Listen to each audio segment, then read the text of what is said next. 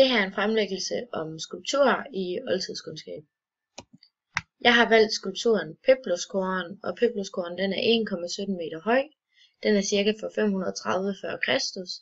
Så er den lavet af marmor og er opstillet på Akropolismuseet i Athen. Den er fra arkaisk tid, og det er den originale. Ved persernes erobring af Athen i 480 f.Kr. blev templerne og statuerne på Akropolis ødelagt.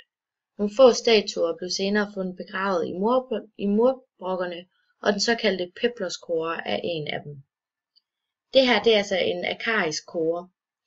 Det er den originale, og det kan ses ved de tydelige farvespor, især på håret. Ansigt og hår viser, at der er tale om en senere kore. Øjnene er knap så åbne som på de tidligere korer, hvilket giver ansigtet et langt mere naturalistisk udtryk. Håret falder symmetrisk ned over skuldrene og på den måde med til at fremhæve korens kvindelige former. Af Egypterne der blev grækerne inspireret til at skabe den store menneskeskulptur i sten. Peploskoren står på den frontale og statiske måde, med vægten ligeligt fordelt på begge ben og armene strakt langs siden af kroppen. Skulpturen er langt mere symmetrisk og stilistisk end en virkelig menneskekrop, hvilket var specielt for perioden. Symmetrien består i en sammenhæng mellem linjer og kurver forskellige steder af kroppen. Der er tilstræbt en nøjagtig symmetri omkring en lodret midterakse på langs af skulpturen, men også omkring en vandret midteakse på tværs af skulpturen. Peploskoren er iklædt den traditionelle græske kvindedragt, hvilket en kore altid er iklædt i arkaisk tid. Denne beklædning er peplosklædning, hvoraf skulpturen også har sit navn fra.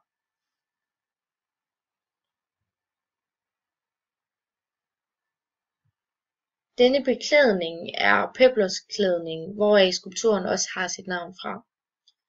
Munden den er formet med en antydning af et diskret smil, som under tiden kaldt det arkaiske smil. Fra kursen i tidlig arkaisk tid til korusen i senarkaisk tid kan man se en tydelig udvikling i menneskefremstillingen. Øjnene de er ikke længere så vidt åbne, håret det er kortere og mindre stiliseret. På trods af den statiske stilling og stivhed er der efterhånden tale om en næsten naturalistisk fremstilling. Den græske kore kom der en naturalistisk fremstilling af kropsformer, hår og folder i klædedragten. Dette ses også på Peploskoren. Her for eksempel.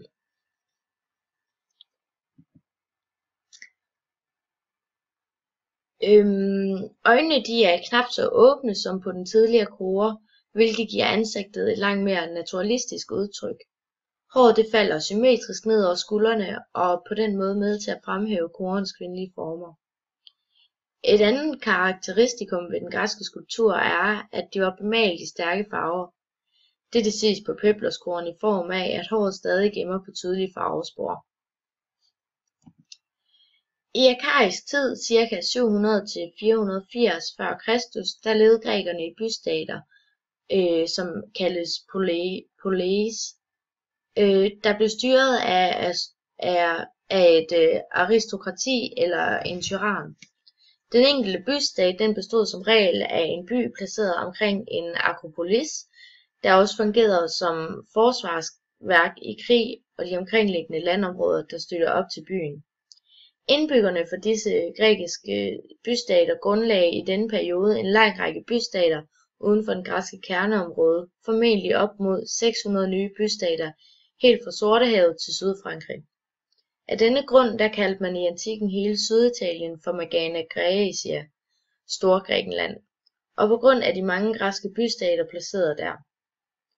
Disse byer de fungerede som en slags handels- og landbrugskolonier og bevarede en stærk tilknytning til de græske moderbyer, hvis indbyggere der havde grundlagt dem.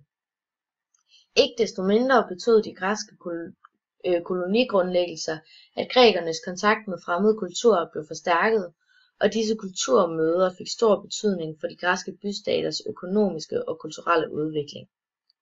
Ved tyranniets fald der kom Kleidanes til magten, og han blev med sine reformer i 508 f.Kr. ophavsmanden til det athenske demokrati. Der var bystater, der blev styret aristokrati eller en enehersker. Folket de havde den politiske magt, men de aristokratiske værdier fra den arkaiske periode, de satte altså fortsat deres tydelige præg på det athenske samfund.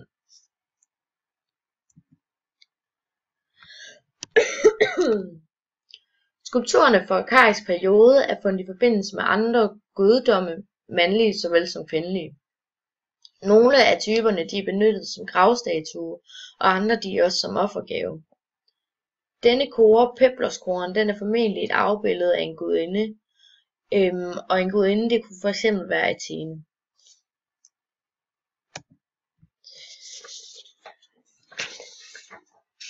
Den gående mand er et kunstværk lavet af Alberto Giacometti. Den er lavet i 1960 og er af bronze. Den gående mand den er inspireret fra den arkaiske periode, med frontalstilling og armene ned langs siden. Giacometti han studerede i ældre kunst og var elev i klassisk skulptur. Kunsten den er inspireret af det forenklede billede af mennesket.